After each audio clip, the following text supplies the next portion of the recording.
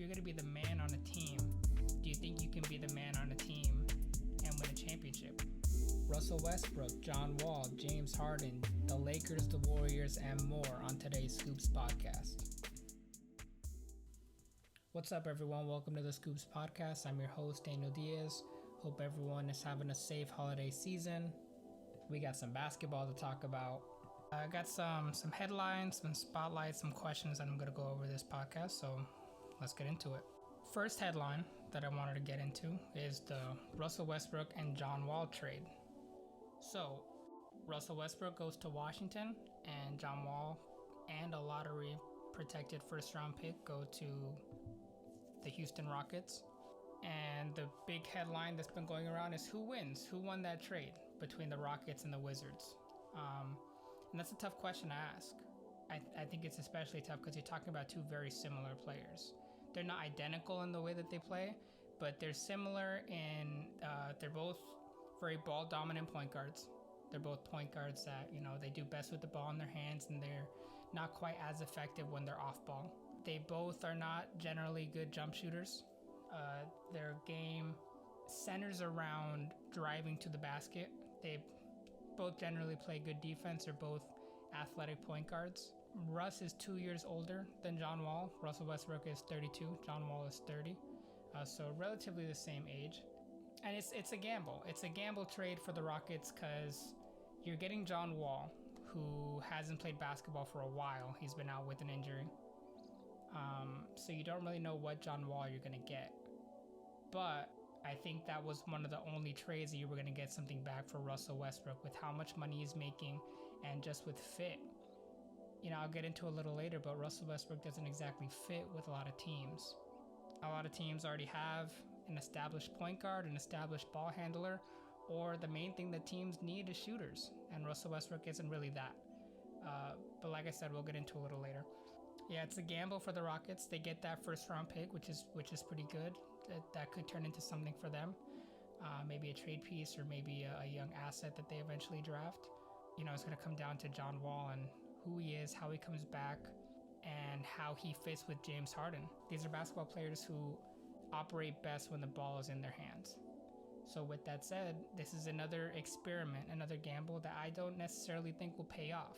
So yeah, it's a gamble for the Rockets and what they're doing. Now let's go onto Washington, taking Russell Westbrook. Now Russell Westbrook is going to have Bradley Beal, who is not as ball dominant as James Harden is. He can score on the ball, but he can also be very effective off the ball as well. Bradley Beal really established himself in the time that John Wall was gone as being a top guard in the NBA, off ball or on. It'll be interesting to see how they play together. And some of the reports, I was talking about this with some of my friends, some of the reports I was getting about Russell Westbrook wanted to be the man on a team. I mean, all right, if you're going to be the man on a team, do you think you can be the man on a team and win a championship? That's the ultimate question. Because you've been the man on a team before. You were the man in OKC with, not a great roster, but not a terrible one either. And you didn't come through. So can you be the man on a team now that you're kind of at the rear end of your prime?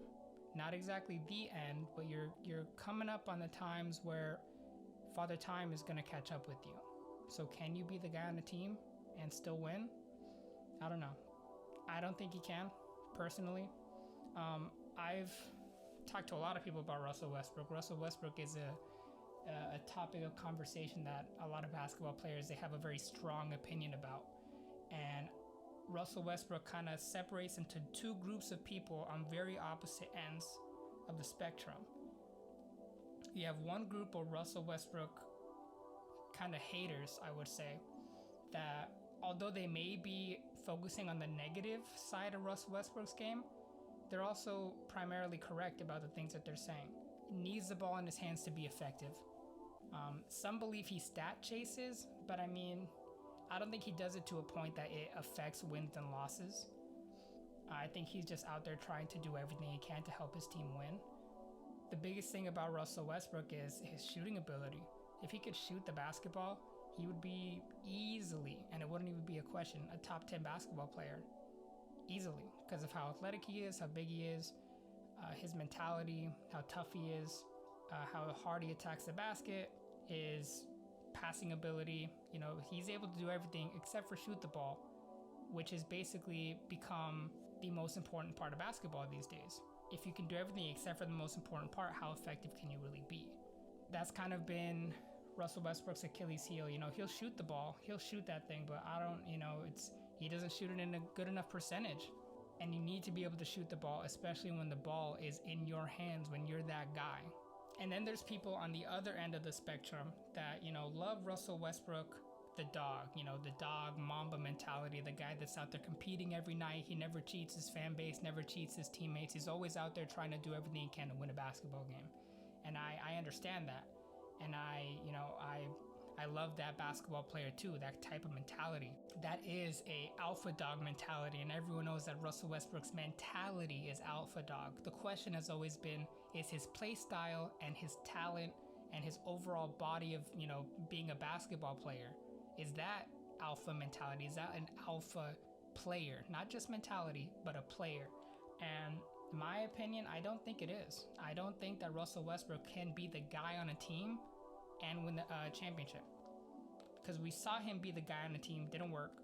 We saw him be number 2 on the team, and they got to the finals. Him and Kevin Durant. He was clearly the number 2 talent-wise.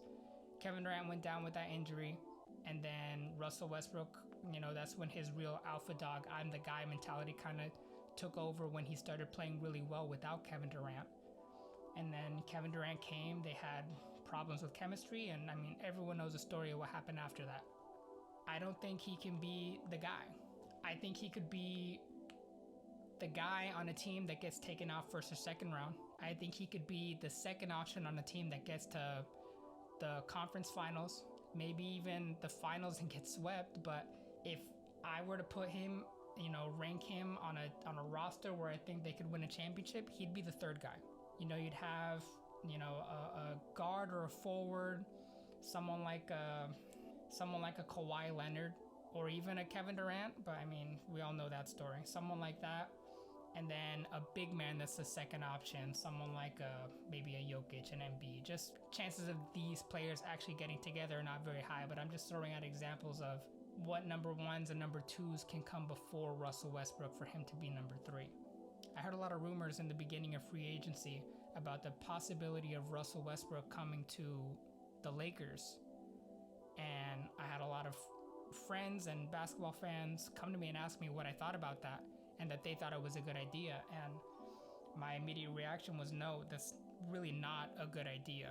You know, whether you're a Russell Westbrook fan or not, it's not going to fit. Like many teams there are out there in the NBA right now, Russell Westbrook is not going to fit with them. For them to be at their, you know, highest capacity of winning a championship, their biggest chance of it, Russell Westbrook should not be on that roster, especially with the Lakers. When you think of the Lakers, the first people you think about are LeBron and AD, mainly LeBron. And, you know, Russell Westbrook likes to have the ball in his hands, and the Lakers do best when the ball is in LeBron's hands. LeBron is one of the last, like, living legends that's still active in basketball. You know, he's arguably the 3rd best player of all time, top 5 for sure, and he's on the Lakers, and you don't want the ball to be on his hands in the end of a game. There were plenty of games where LeBron took over in the 4th quarter. Now think about if LeBron had to do that with Russell Westbrook on his team. LeBron gets the ball, he's on fire in the 4th quarter, and then Russell Westbrook's man doubles LeBron when he's trying to do a high post at the elbow, or when he's about to drive to the basket. LeBron kicks it to Russell Westbrook. Russell's got to shoot the thing. Russell's got to shoot the ball. Do you trust Russell Westbrook being a catch and shoot player next to LeBron, next to AD, if AD gets doubled in the post? I don't. There was a question of that in Rondo, but Rondo was able to make it work. Rondo was shooting threes, and I was not afraid of him shooting them. I would be afraid of Russell Westbrook having a spot up for LeBron or an AD. Teams were leaving him open, not exactly like Ben Simmons, but Ben Simmons-ish, and daring him to shoot the basketball. And then you could say, oh, okay, well, I mean, Russell Westbrook's man doubles. Russell just needs to cut to the basket. It's an easy lob or an easy dunk. All right, but not if you have a guy like JaVale or Montrez in the paint that isn't necessarily a threat to shoot. That man's just going to be clogging the paint for Russ. So overall, I wouldn't want Russell Westbrook on the Lakers. I would not. I don't think that he is going to, at this stage in his career, win a championship. I would just see it as, another thing. A lot of people are saying, oh, well, they'll just run the fast break. Think about how great a fast break with LeBron and Russell Westbrook would be. It would be great. You're not wrong about that. But fast breaks are only a small part of basketball, especially in the playoffs where the game slows down and there's a lot more half-court offense. You need spacing. LeBron, especially, when you talk about LeBron and the players that he tries to get and the players that organizations try to get for him and that he wants to play with, they're shooters. They're guys that he can throw the ball, hit it right in their pocket for them to splash a three. Those are the players that LeBron historically has played well with. So that would not work for me. But let's get back to the team that Russell Westbrook is on, the Wizards. When you look at the Wizards roster, they got Russell Westbrook, Bradley Beal, and then a lot of young talent. You got Hachimura, you got Davis Bertans, you got Danny, and you got Cassius Winston, who they just got from the recent draft. You got a lot of young talent. And like I said, Russell Westbrook isn't exactly in, starting his prime. It's not like the guy's 27, 26. He's 32. If he wants to win while still being highly effective on a team, he needs to win now. Now or the next couple years, the next 3 years or so. This Wizards team is more than 3 years away from being a contender, a serious contender. Maybe there's a plan that we don't know about that's in the works. Maybe they're planning on getting a third, star that they can get there and try and make a push in the next couple years. We don't really know. We don't know what they're planning on doing, but I see that as highly unlikely. And Russell Westbrook said he wanted to go to Washington, and my first thought was like, why? Like, I don't think you have the time. Maybe if this was 5 years ago, sure, go ahead, go to Washington, but this is not 5 years ago. So you need to start winning something now, or at least proving that you can win something now. If I were to guess how Russell Westbrook is going to be this year, it's going to be, that triple-double a night Russell Westbrook. Maybe not exactly that, maybe not that high of caliber, but it'll be a guy that'll, play hard. The fans will enjoy it. He'll ignite a crowd. He'll put up big numbers, but they won't really be winning anything. And, there's a few players like that we can get into about, big numbers and no wins. And then you can throw out accusations that, oh, it's this, it's that. But when you say you want to be the best player on a team, you want to be the guy, you want to be the floor general, you need to step up. There can be no question by anyone that you did anything at fault when it comes to trying to win a championship, that you were at fault for anything. There can't be. The best player, more often than not, is the very first person that is speculated when it comes to why you weren't good enough to win a championship. Of course, there are other aspects. Did management fill out a good enough roster for that best player? Is that best player a good enough fit? How was the coaching? A bunch of stuff. But the best player is more often than not, at least the first place I look. Like, all right, who was their top talent? Oh, well, that's why they didn't win. And Russell Westbrook has a history in the last half a decade of not coming through in the playoffs, of coming up short in this moment or in that moment, or not even coming up short, doing too much. I often compare to Russell Westbrook as someone that, is just holding on to the steering wheel so tight, like he doesn't want to let go. And if he just eased off of it a little bit, if he relaxed a bit, maybe they had a better chance of winning. But he's just someone that, he will go to war and he will throw up 40 shots and, win or lose. I went out there and competed. But it's not win or lose as of late. It's just been lose. So, we'll see how this works.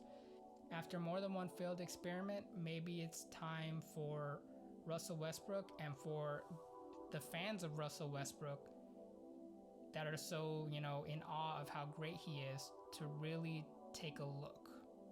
So with all that said, who won, who lost? My initial reaction is to say that the Rockets won, that the Rockets can, they have a higher chance of winning right now than the Wizards do. If I were to pick right now, I'd pick the Rockets just because I think they have a higher chance of winning right now than the Wizards do. And a lot of that does have to do with their roster. I think it's still a gamble just because we don't know how John Wall is going to come back. We can speculate, we can guess how he's going to look when he comes back, but we don't know 100%. And because of that, I mean, we don't know how good James Harden's second best player is going to be, and we don't know how well they're going to fit. So there's a lot of ifs on that team right now. I think there are no ifs for the Wizards as of right now. The only if would be, can they get one more guy? And if they don't have a chance of winning. Think about what the Wizards can do. They can do one of two things. They can wait for Russell Westbrook to leave, or maybe they can trade him, start from scratch, start from somewhere else other than Russell Westbrook, because they're not going to win with him. That's most likely not the plan, but I think that's what is most likely going to happen. And because of that, I would go with who won the trade. I would go with the Wizards over the Rockets, even though the Rockets were my initial, pick, thought of who would win. The Rockets have a higher chance of winning now, but I still don't think that they have enough to win. I wouldn't pick them to win a championship. I don't really think they're even top 5 in teams that would be contending for one. And, the Wizards aren't even top 10. So when it comes to winning right now, the closest between the two teams is Houston, but I still don't think Houston has a chance. So I would go with the Wizards in the fact that they most likely are going to start rebuilding sooner than the Rockets do. So they have a head start, or are going to have a head start, and will have a sooner possibility of winning a championship, not now, but down the line. 5 years, 6 years, something like that. So on to our next headline. Kyrie Irving is doing a media blackout. He will not be speaking to the media for the entire NBA season. We'll see how that goes. I know I saw a lot of people were kind of upset by it. We're saying, it's just another reason for people not to like Kyrie Irving. I'm assuming he's doing this for his own well-being. That talking to the media is something that is bothering him, that he doesn't enjoy it. And, maybe he's just experimenting. He's trying it, seeing if it'll work. And, by all means, go for it, Kyrie. If this is going to help you, if this is going to help him in his day-to-day life, it's something you should do. If this is what's going to help you in your day-to-day life, by all means, you should do it. I don't really see it as like, oh man, this guy, he's being a douche. I don't really see it as that. I think it's something he's doing for him, and I understand that. All right, now that we got our headlines out of the way, I want to get into some player spotlights. Some players I want to talk about, analyze. The first one being Lamelo Ball, recently drafted by the Charlotte Hornets. A player who sparks a lot of debate and controversy in how good he's going to be on the NBA level. I think what a lot of people need to realize is, he may not be very good out the gate. And not a lot of people are NBA ready out the gate. A handful of players are. And those that are, those guys become generational type players because they were ready before, and then they get in there with NBA, workouts and NBA trainers, and, they're not worried about this or that. They're just worried about basketball, and they get that much better. Whether LaMelo will be one of those guys or not, we have to wait and see. He's not really a great shooter. We all know what he's best at. He's best at passing.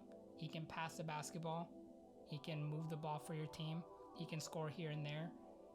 He scores in bunches, but not a great shooter percentage-wise, and not a great defender. And those are the two of the most important things in basketball right now: shooting and defense. We can't say he's going to be a bad shooter forever because we don't know that. You can definitely develop a jump shot. And, as he gets bigger, as he gets stronger, maybe he can be better defensively. I think LaMelo could be a top floor general point guard in the NBA at some point. Maybe not the top, but he could be up there for sure, a top 5 point guard. He's got the raw talent. The question is, can he work on it, work on the parts of his game that need improvement, and, be able to do the things that an NBA all-star player, or even better than that, needs to do, because some fans think LaMelo could be one of the best of all time. Some fans, they think he could be a Hall of Famer one day. He could be an All-Star. He could be a champion. And, time will tell on all those things. But my guess would be, LaMelo struggles out the gate. His first year or two, he doesn't do very well. And then, maybe a little later down the line, year 4, 5, 6, he starts really coming into his own and he becomes a really good basketball player. That'd be my assumption, barring any injury. The second player I wanted to get into was his brother, LiAngelo Ball, signing a non-guaranteed deal with the Detroit Pistons. So if they don't like him, if it's not working, they can just, drop him, not pay him a dime. Much like LaMelo, we don't really know how LiAngelo is going to do. I know some LiAngelo Ball fans out there that, really believe in his scoring ability and what he can do for a basketball team. I know LiAngelo Ball can score the basketball. The question is, how efficiently can he do it? Can he do it on a nightly basis, scoring a lot of points on a nightly basis? If I were to guess LiAngelo Ball's ceiling, it would be the sixth man of a really, really good team. That would be where I think LiAngelo Ball would fit best with the team. Someone that comes off the bench that, puts up some points, but depending on how he's scoring is whether he will be in there in the end of the game or not. Maybe a future Sixth Man of the Year award winner at some point in his career. That's where I think his ceiling would be. Whether he gets to that or not, that's on him. Whether he surpasses that or not, also on him. But that's where I think realistically LiAngelo Ball would land. And the last player I'm going to get into is Isaiah Thomas. There's been a lot of news and reports lately of him saying that he, along with other NBA players, feel like he looks like Isaiah Thomas of old because of some runs that he was doing, with NBA players. And I'm sure we all know runs and, scrimmages is a lot different than an actual NBA game. So that's not really a solid test of whether he's ready to come back or not efficiently and, like an everyday comeback, not just, having a good day in a run.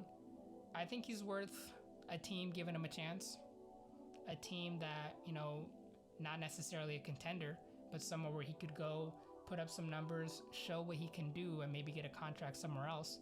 This is a topic of conversation that I've had with friends where I tell them, especially on a championship contending team, you need defense. Defense wins championships, we all know that. And the amount of defensive liabilities you can have in your best lineup, the lineup that you have out there at the end of games to win a close basketball game, is one. 1 out of 5 players can be a defensive liability. You put him on the other team's worst offensive player, much like the championship Warriors did with Steph Curry. Isaiah Thomas was the same way in the run he had with the Celtics. And if you want to be that one guy, you got to be amazing on the offensive end. Amazing. Like a Steph Curry, like Isaiah Thomas was in that Celtics run. You got to be so important offensively that you can not be as important defensively. You can be the least important player on defense. I don't know whether Isaiah Thomas is at that point. Maybe he could be someone like a 6th, 7th man, a scorer that comes off your bench, fills it up with the second unit. But if he wants to be Isaiah Thomas of old, he's got to be that caliber of scoring to be on a contender, which, like every NBA player wants to be. You want to win a championship. You want to be on a championship contender. That's what I think of Isaiah. If he doesn't come back as, the Isaiah Thomas of old, that's just, lighting it up on offense, then, he could be a decent scoring piece off the bench, not expecting a lot of money. He missed his payday. We all know the sad story of him getting injured before getting his max contract, didn't get paid. But, he could be a piece off the bench for a team if he's comfortable with that role. Hopefully, his ego wouldn't get in the way of that like it does for some other players. And, if it didn't, then he could, I think he could win a championship coming off the bench for a team, being their backup point guard. Time will tell if a team gives him a chance or how he does with whatever chance is given to him. Next, I wanted to go into a team spotlight. I want to talk about the Golden State Warriors, because especially with everything that's happened with Klay Thompson, and even before, him tearing his Achilles, wishing him a speedy recovery, there was a question as to how good the Warriors will really be when they come back, because the Warriors were not the Warriors last season. Steph was out with an injury, Klay was out with an injury, and those were their two highest scorers right there. So they were not very good. They got the Wiseman in the draft this year. A lot of people are speculating that he'll start.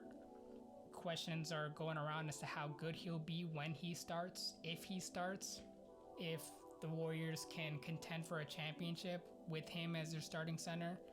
With Klay Thompson out, there's a lot of questions. I don't think that they're going to do necessarily very well, especially with Klay Thompson out. If he was there, they had a chance. Him, Steph, Draymond, they have some pieces other than those three. They have Andrew Wiggins. They drafted Wiseman. Eric Pascal, he played really well. He kind of put his name on the map for fans, not just Warrior fans. So they got some pieces. They have Steve Kerr. They have a good system in place, but players like Steph would have to do a lot of carrying for them. It's not looking good for them this year. Maybe next year, maybe if Klay comes back and can be some form of himself. And that's a tough injury, man. That's tough. That's tough for not just Warrior fans, but basketball fans, because even if you didn't like the Warriors, and I was one of those people that did not like the Warriors when they were in that just winning rampage, you liked Klay Thompson. I liked Klay Thompson. He was a little annoying. He was a little Draymond-ish at times, but you still liked him. You liked his game. He was up there as one of the best, if not the best, off-ball guard, two guard in the NBA. So he's going to be missed. And then the question of how he'll be when he does eventually come back. You hope he can be some form of what he was before the injury, but, we don't know. And all we can do is pray for a speedy recovery, a good time in rehab. And, we'll see what he does when he comes back, if he can help make the Warriors a contender. And there's so many rumors about Giannis possibly going to the Warriors. We'll see when Giannis's contract is up. That'd be crazy. That'd be scary. There'd be a lot of questions if Giannis and Draymond could play on the court together. But the Warriors are dangerous still. I think a lot of people are forgetting about them, but they're a danger when it comes to being a championship contender, that I think they could just come out of nowhere and surprise people like, hey, they're back, and just, take the whole thing. Thank you for listening to the Scoops podcast. Feel free to leave a follow, a like, a comment, subscribe. If you have anything that you want to hear me talk about, message me and I can talk about it. But other than that, stay safe out there.